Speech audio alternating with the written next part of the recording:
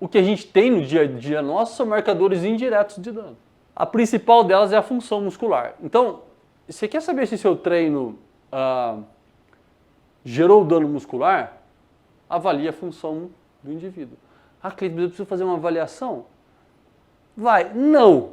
Se você, que pese o fato de um treino para outro, os estoques de glicogênio podem não estar restabelecidos, isso influenciar na sua série, tipo, treinei na segunda, vou treinar na quinta, o glicogênio não foi recuperado, o treino da quinta vai ser pior, que pese o fato disso, um dos motivos, de repente, de eu não conseguir levantar a mesma carga que eu levantei na segunda, na quinta, são as microlesões.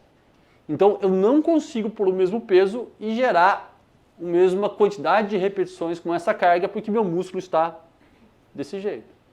Quando a quitina tiver que se ligar na miosina e as pontes cruzadas serem formadas e o músculo encurtar, isso não vai ser completamente possível, porque existe lesão no tecido. Tá? Então, é natural que se eu avaliar a força muscular antes do treino, treinar, o que vai acontecer com a força muscular depois do treino? Ela vai cair. Pouco, médio ou muito. Pela fadiga do treino ou pelas microlesões. Em alguns casos, você pode recuperar essa força, ou seja, reparar esse tecido e voltar a conseguir levantar a mesma carga ou fazer o mesmo número de repetições, em 48 horas, se o dano for leve. Mas se for um dano severo, você pode ter o nível de força mais baixo do que antes de você treinar, até 68 horas depois. Então imagina, eu treino hoje e 168 horas depois, eu ainda só recuperei metade da força que eu tinha, porque meu músculo está todo zoado.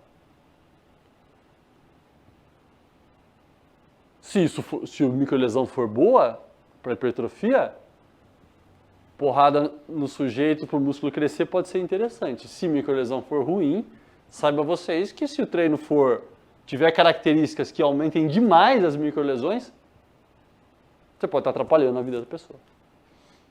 Tudo bem? Então, avaliar a força da pessoa, treinou hoje. Você sabe quanto que ela faz no supino. Vai treinar na quinta de novo. 3, 4 dias depois. Está conseguindo levantar o mesmo peso? Não. Pode ser porque não recuperou os estoques de glicogênio? Pode. Mas pode ser também por conta das microlesões. Aí, cabe a nós o quê? Avaliar outros indicadores de microlesão, como a dor. Simples, palpação. Você vai lá, 1, 2 segundos aí, uma escala de 0 a 10. De 0 a 10. Qual é o seu nível de dor? Aqui, aqui ou aqui? A dor não pós-exercício, imediatamente após. A dor tardia, aquela que você vai, tipo, sentar numa cadeira depois de ter feito agachamento e 2 dias depois e ai, tá doendo tudo. Essa dor tardia é a dor que indica que você teve microlesões e muitas vezes é exacerbada. A dor durante o exercício é decorrente do acúmulo de metabólito, da fadiga, e então não se preocupa com isso. A dor que a gente fala que é uma dor associada às microlesões é a dor tardia. Tá? Então isso, combinado com a força, por exemplo, treinei peito na segunda, vou treinar na quinta, não consigo levantar a mesma carga, e meu peito está dolorido, possivelmente você não recuperou do treino anterior. Pico de dor, só para vocês terem em mente, ele acontece entre 24 a 72 horas. 48 horas seria mais ou menos o pico de dor. Tá bom? Pico de dor. Outro marcador que é chamado indireto. Então, até aqui, ó, só guarda uma coisa. A força, ela reflete o dano muscular já no dia seguinte, a força vai estar menor. Ou logo após o treino. A dor não, a dor eu tenho que esperar 48 horas, 24, 48 horas para ver como é que está essa dor. A creatina quinase é um outro marcador de lesão de membrana celular. Eu posso coletar sangue e ver como é que está a quantidade de creatina na circulação sanguínea. Só que isso só vai aparecer o que a pessoa fez durante a sessão, 4 a 5 dias depois. Então, esse é um marcador de resposta tardia. Enquanto a força você já consegue ver uma manifestação das microlesões horas depois do exercício, que você não consegue mais levantar a mesma carga, a creatina quinase tem que esperar 4 ou 5 dias para ela aparecer em grande quantidade. Enquanto a força, a dor está no meio aí, né? 24, 48 horas você já consegue ver o pico de dor. A amplitude do movimento é o outro marcador indireto. Então, é absolutamente natural que depois de um treino que gerou muitas microlesões, o sujeito ficar com uma amplitude de movimento, andar meio, né, por conta desse desarranjo nas proteínas estruturais do músculo esquelético. Por exemplo, você olha a amplitude de movimento aqui, ó.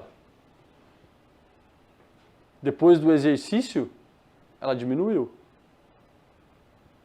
Aqui duas condições experimentais, indivíduos treinados e indivíduos não treinados. Indivíduos treinados não só têm uma redução menor de amplitude pós-exercício, como recuperam mais rápido.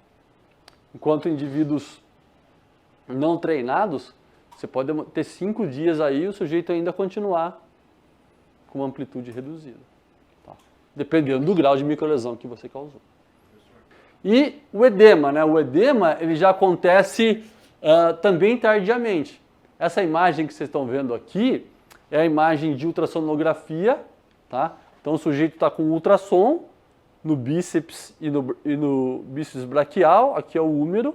Então a gente nota que num esforço máximo, o sujeito tinha antes do exercício 24 milímetros de espessura, depois 28.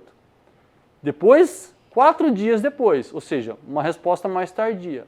Então notem que não só a espessura do músculo aumentou, como a quantidade de infiltrados aqui expresso por essa área branca também aumentou. Essa área branca do tecido indica que você tem um aumento de fluxo sanguíneo no local, trazendo células do sistema imunológico para combater ou para reparar esse tecido. Então, o inchaço é característico das microlesões. Se o aluno fala assim, só treinei segunda e já hipertrofiei, olha que legal. Calma que pode ser decorrente do edema, tá bom? Não confunda com o pump, o inchaço decorrente do pump, ele é imediato. Você já aumenta a espessura muscular e sem a presença de áreas brancas logo após o exercício, por aumento do fluxo sanguíneo local. Mas depois de 10 minutos, por exemplo, você já observa uma redução da espessura. Isso aqui é decorrente do fluxo sanguíneo aumentado no músculo exercitado e reduzido depois. O edema causado pelas microlesões é um fenômeno mais tardio. Ele reflete a quantidade de sangue que está lá no músculo para conseguir reparar, para levar as células do sistema imune para reparar esse tecido e regenerar ele. Tá? Então, o pump é imediato, edema decorrente do dano tardio. Tá? Esse inchaço aqui, em 10 minutos, já era. O do dano muscular, o decorrente do dano muscular, ele perdura mais tempo. Então, se eu fosse colocar tudo num gráfico, o que eu consigo ter aqui? Então, aumento da creatina quinase como sendo um evento tardio, redução da força imediato, redução da amplitude de movimento imediato, dor intermediário, nem tão tardio, nem tão precoce assim, tá? E o inchaço, o edema, um fenômeno mais tardio. Se você acompanhar isso aqui, se a pessoa relatar ou você mensurar isso aí, você sabe se tem microlesão ou não tem, se a pessoa recuperou ou não do treino.